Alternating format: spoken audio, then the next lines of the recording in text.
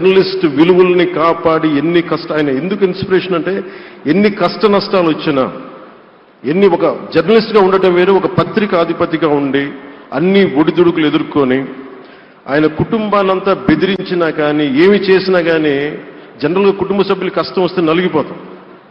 కానీ అది కూడా దాటుకొని నేను నా జర్నలిస్ట్ వాల్యూస్ నేను కాంప్రమైజ్ అవ్వను, ఏదైతే జరగనని చెప్పి ఆయన కూర్చోబెట్టి at the cost of his family members also he went ahead and uphold the journalistic values.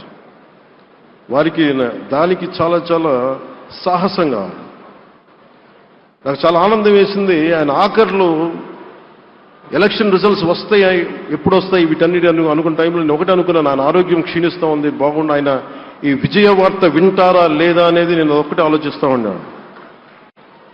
So నేను శ్రీమతి శైలజా కిరణ్ గారిని, సుమన్ గారిని, శ్రీమతి విజయశ్రీ గారిని అడిగినప్పుడు నేను ఒకటి అడిగాను, ఆయన విన్నారా అండి, ఆయనకి మాటలు వినిపించినాయా?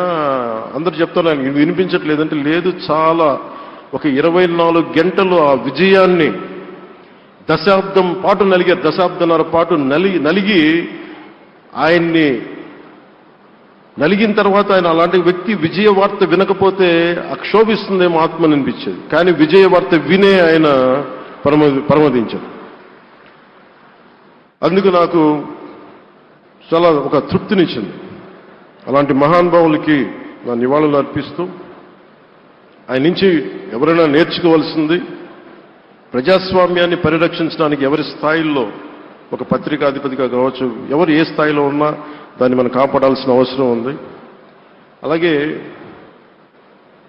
ఆయన జర్నలిస్టిక్ వారసత్వ ప్రవాహం అంటే ఉదాహరణకి ఈనాడు, ఈటీవీ తాలూకు ప్రజెంటేషన్ ఆఫ్ న్యూస్ చాలా న్యూట్రల్గా అన్బయాస్డ్గా ఉండదు. ఏదైనా విషయం చెప్పేటప్పుడు నా గురించి ఎంత రాస్తారో, నన్ను తిట్టాలనుకున్నప్పుడు అంతే తిడతారు. అంటే నువ్వు చేసే పనిని బట్టే గుర్తిస్తారు తప్ప నాకు తెలుసు కదా అని చెప్పి మళ్ళీ దానికి ఫేవరెటిజం ఉండదు. అది తెలుగుదేశం పార్టీ కావచ్చు, ఇంకొక పార్టీ కావచ్చు, కాంగ్రెస్ కూడా కావచ్చు. కాంగ్రెస్ చేస్తే కాంగ్రెస్ని ఆయన్ని పైకెత్తిన సందర్భాలు ఉన్నాయి. అలాగే ఏ పార్టీ తప్పులు చేసి నచ్చని ప్రజలకి ఇబ్బందికరమైన సంఘటనలు జరిగినప్పుడు ఏం మాత్రం వెనకాడకుండా ఫ్రంట్ పేజీలు వేసేవాడు.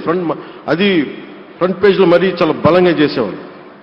సో అందుకే నాకు అనిపించింది ఒక జర్నలిస్టిక్ వాల్యూస్, ఆయన తాలూకు వారసత్వ ప్రవాహం ప్రతి జర్నలిస్టు పుణికిపుచ్చుకోవాలి, తీసుకోవాలి. ఒక నది ఒక ప్రవాహం వెళ్తున్నప్పుడు మన స్థాయి అది నువ్వు ఒక చిన్న బకెట్తో తీసుకుంటావు, చెంబుతో తీసుకుంటావు, ప్రవాహంలో నీళ్లు అన్నట్టుగా రామోజీరావు గారి జర్నలిస్టిక్ వారసత్వ ప్రవాహాన్ని మనం ఎంత తీసుకుంటాం అనేది మన స్థాయిని బట్టి ఉంటుంది. అది ఒక మోటార్ వేసి ఒక ట్యూబ్ మనకి పైప్లో తోడుకునేలాగా ఉండొచ్చు, లేదంటే నా స్థాయి ఇంతే అంటే కూర్చోబెట్టి ఒక చెంబుతో తోడుకోవచ్చు. అలాంటి అపరిమితమైన ప్రవాహం, ఆగని ప్రవాహం, ఉధృతమైన రామోజీరావు గారి జర్నలిస్ట్ వారసత్వ ప్రవాహం ఈ రాష్ట్ర ప్రజలందరూ కూడా, తెలుగు ప్రజలందరూ కూడా దాని నుంచి మనకి ఒక స్ఫూర్తిని తీసుకోవాలని మనస్ఫూర్తిగా కోరుకుంటూ